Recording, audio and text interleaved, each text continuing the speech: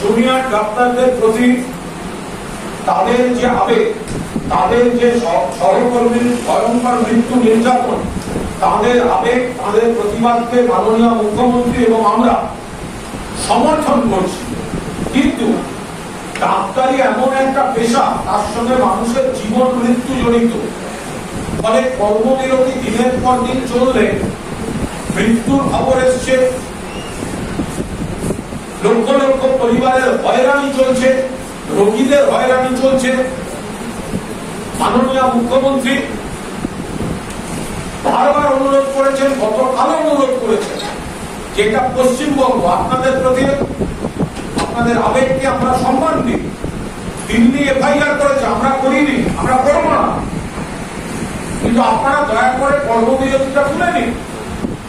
ডাক্তারবাবুদের তো সেটা বিবেচনা করতে হবে, তাদের প্রতিবাদ থাকুক, তারা সিবিআই এর কাছে জাস্টিস চান, কিন্তু কাজ বন্ধ করে চাইলে লক্ষ লক্ষ গরিব মানুষ, সরকারি হাসপাতাল তো মূলত সাধারণ মানুষের জন্য, তার বদলে যে খবর পাওয়া যাচ্ছে এই কর্মবিরতি চলছে আর 40% রেভিনিউ বেড়ে যাচ্ছে প্রাইভেট হসপিটালগুলো।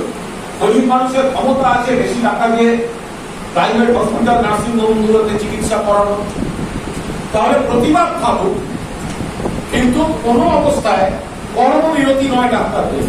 আর মাননীয় মুখ্যমন্ত্রী কাল যথেষ্ট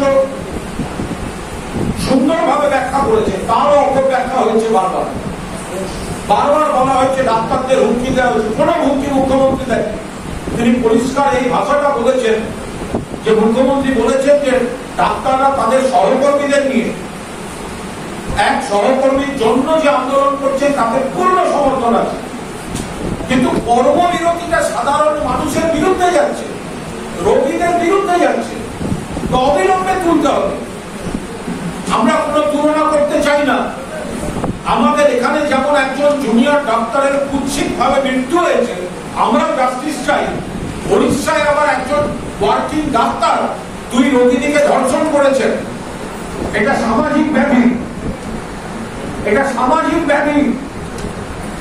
উড়িষ্যায় যখন কোন ডাক্তার, কর্তব্যরত ডাক্তার 2 মহিলাকে অ্যারেস্ট করে, রোগী ডাক্তারের কাছে তো আত্মসমর্পণ করে, আমাকে সারিয়ে তুলুন, সেখানে অন ডিউটি ডক্টর 2 মহিলাকে ধর্ষণ করলেন, তাহলে কর্মবিরতিতে সেই রোগীদের প্রতি সহানুভূতির প্রস্তাবটা রাখুন।